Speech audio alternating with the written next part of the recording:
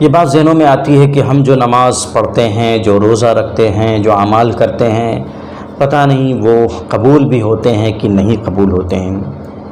واقعی ایمان کا تقاضا یہی ہے کہ عمل بھی کرتا رہے اور ڈرتا بھی رہے، رغبت بھی ہو اور رہبت بھی ہو، یہی ایمان کا تقاضا ہے۔ امید بھی ہو اور خوف بھی ہو، یہی در حقیقت ایمان ہے۔ صحیح علم اعمال کے قبول ہونے کا کہ اعمال قبول ہوئے کہ نہیں ہوئے، ظاہر سی بات ہے وہ صرف اللہ کو ہے کہ ہمارے اعمال قبول ہوتے ہیں یا مردود ہوتے ہیں۔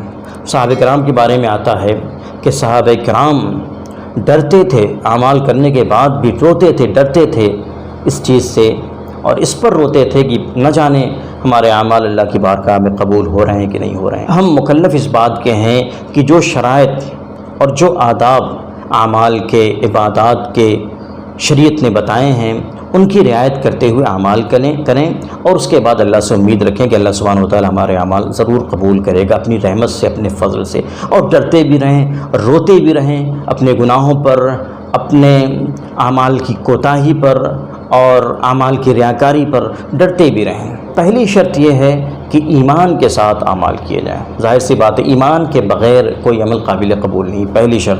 اور دوسری شرط تصحیح نیت، یعنی اخلاص کے ساتھ اعمال کیے جائیں۔ اور تیسری شرط یہ ہے کہ شریعت کے بتائے ہوئے طریقے کے مطابق اور سنت کے موافق اعمال کیے جائیں۔ اللہ سبحانہ وتعالیٰ نے ارشاد فرمائے وَمَنْ أَرَادَ الْآخِرَةَ وَسَعَى لَهَا سَعْيَهَا وَهُوَ مُؤْمِنٌ فَأُولَٰئِكَ كَانَ سَعْيُهُمْ مَشْكُورًا، یعنی جو آخرت کے لیے کام کرے اخلاص کے ساتھ وسعى لها سعيها، اور جیسے کام کرنا چاہیے، آخرت کو جس طرح طلب کرنا چاہیے اس طرح طلب کرے، یعنی سنت کے موافق، شریعت کے موافق اعمال کرے، اور وہ ایمان والا بھی ہو، فَأُولَٰئِكَ كَانَ سَعْيُهُمْ مَشْكُورًا، تو ان لوگوں کی کوشش اور ان کے اعمال انشاءاللہ قابل قبول ہوں گے۔ تو ہم اس کے مکلف ہیں کہ جو شریعت نے جو شرائط بتائے ہیں اعمال کے لیے، جو آداب بتائے ہیں ان کی رعایت کریں، اس کے بعد ہم نتیجے کو اللہ کے حوالے کر دیں، اللہ سے امید رکھیں کہ اللہ ہمارے اعمال کو قبول کرے گا۔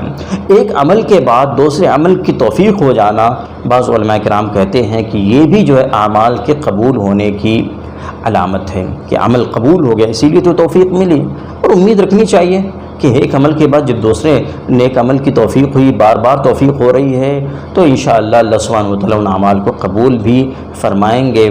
ہاں یہ ضرور ہے کہ جو بنیادی جو شرطیں ہیں ان کی رعایت ہمیشہ ہونی چاہیے۔